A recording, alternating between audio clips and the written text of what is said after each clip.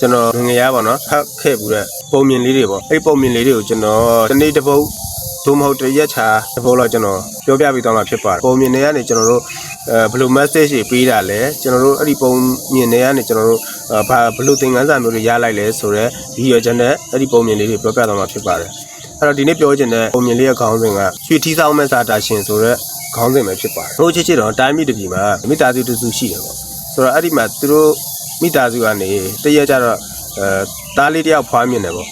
အဲ့တော့သားလေးတယောက်ဖွားမြင်တော့ဇာတာဆန်းလက်ဘာညာပေါ့ဒီဂိမ်းငန်းတွေကိုတွက်ချက်ပြီးတော့လက္ခဏာတော့ပါမှာမဟုတ်ဗျာဘာဖြစ်လို့ဆိုတော့အရန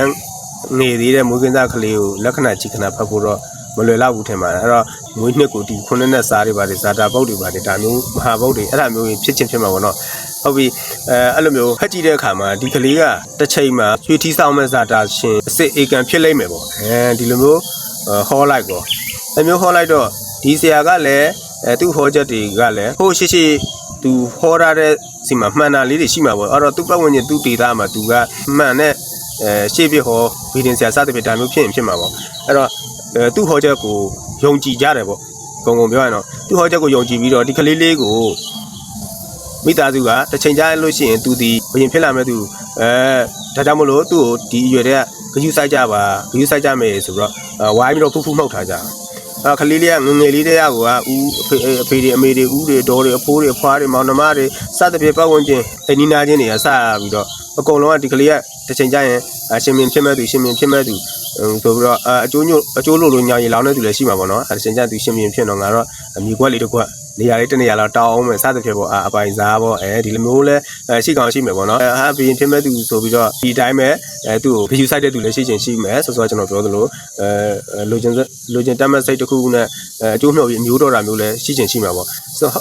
့ထားပါတော့ဒီလိုနဲ့အဲ့ဒီကလေးလေးကတဖြည်းဖြည်းနဲ့အရွယ်ရောက်လာတာပေါ့ပြေးလွှားဆော့ကစားတဲ့ရွယ်ရောက်တော့လဲဂယုဆိုင်ခံရပါပြန်ရောကလေးတစ်ခုခုဖြစ်သွားမယ်ကလေးကတစ်ချိန်ကြာရင်ဘာဖြစ်မယ်ပေါ့အဲ့တော့အရန်သူကဂယုဆိုင်ခံရတာဂယုဆိုင်ခံရတဲ့အတွက်ဒီကလေးကသူ့ကိုယ်သူအားကိုးမှုတွေယုံကြည်မှုတွေနေလာတယ်ပြီးတော့လည်းအရန်အလိုလိုက်ခံရတဲ့ဂယုဆိုင်ခံရတဲ့အတွက်သူကတခြားကလေးတွေလို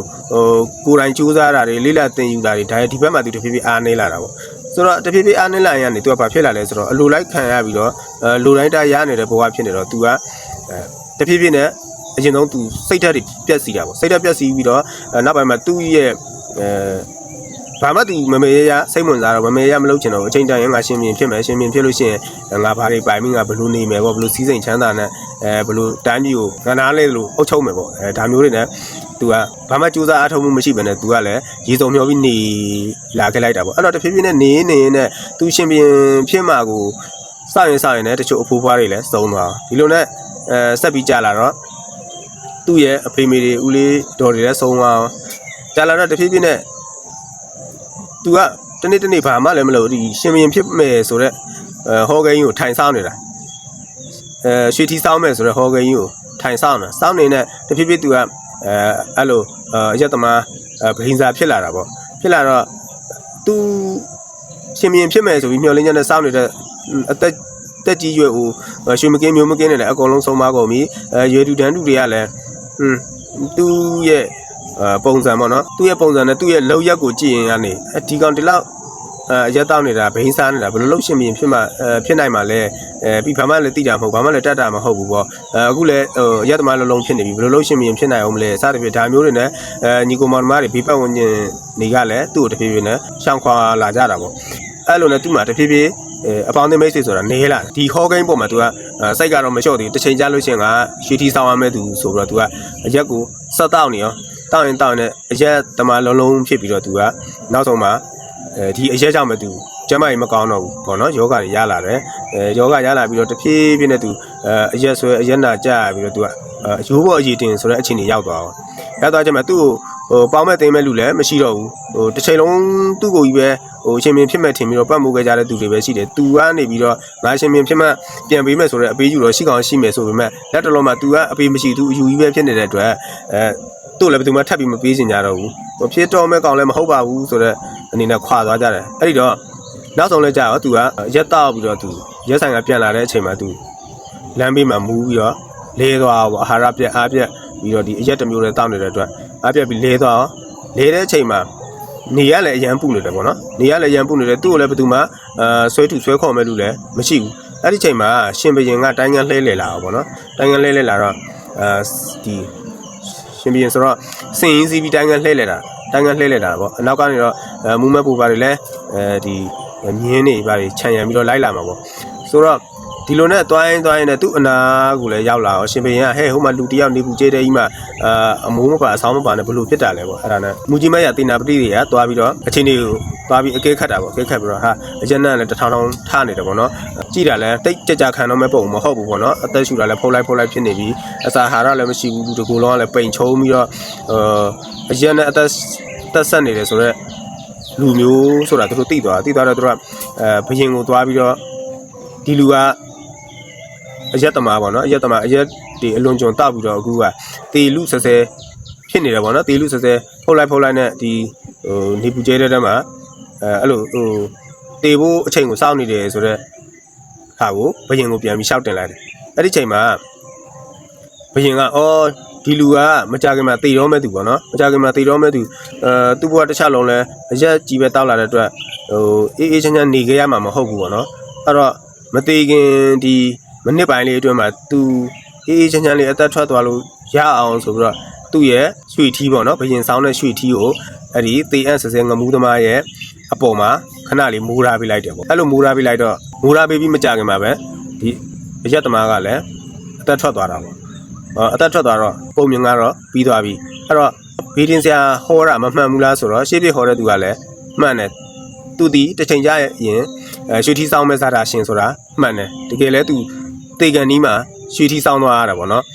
်တခုရှိတာကဒီဟာကိုအထိပ္ပယ်ကောက်လိုက်ကြတဲ့သူတွေကရွှေထီးဆောင်ရမယ်ဆိုတဲ့စီမှာဒါဆိုရင်ဘရင်ဖြစ်ပြီးဆိုပြီးတော့ကိုဖြစ်စေခြင်းတလို့ကို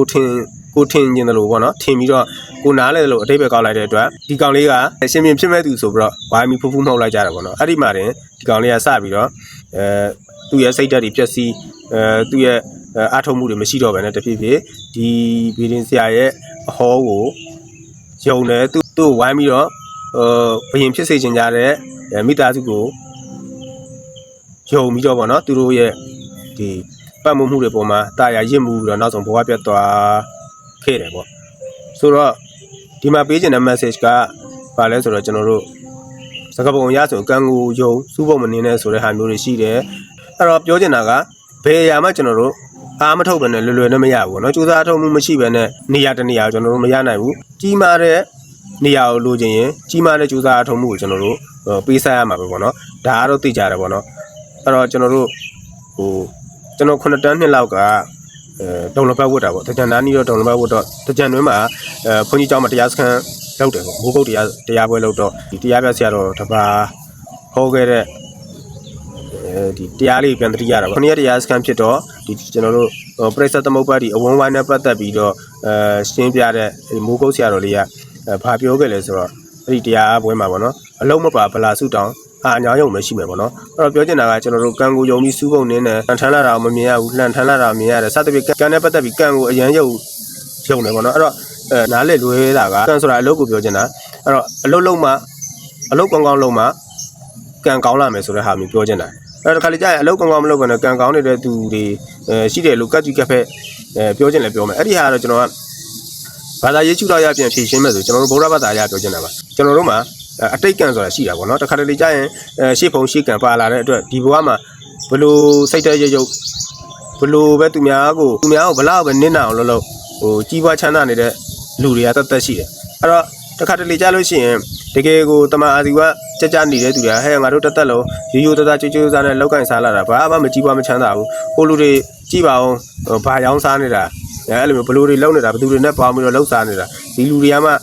ခဏလေးနဲ့ကြီးပွားချမ်းသာသွားကြတယ်ဆိုတဲ့ဟာမျိုးပေါ့နော်အဲ့တော့လူတယောက်ရဲ့တန်ဖိုးလူတယောက်ဂုဏ်သိက္ခာကိုလူတယောက်ရဲ့ပတ်စံရှိခြင်းပေါ်မှာပဲတိုင်းလိုက်ကြတယ်ပေါ့အဲ့တော